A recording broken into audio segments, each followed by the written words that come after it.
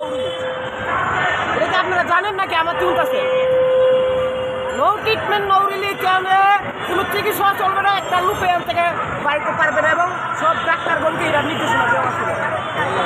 কিন্তু বঙ্গ হসপিটাল না, সারা বাংলাদেশ ওই নির্দেশনা দেওয়া দিচ্ছিল।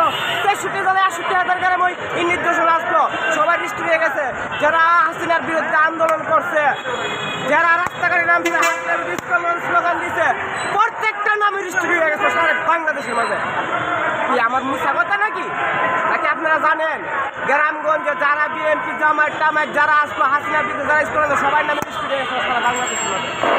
কুম্ভ হসপিটালে গিয়েছে আহত মাহত রক্ত অবস্থা, কুম্ভ হসপিটালে গিয়ে বলছিল, ডাক্তার করলে বলছিল, এটা কুম্ভ হসপিটালের বড় ডাক্তার করলে বলছিল যে নো ট্রিটমেন্ট নো রিলিজ,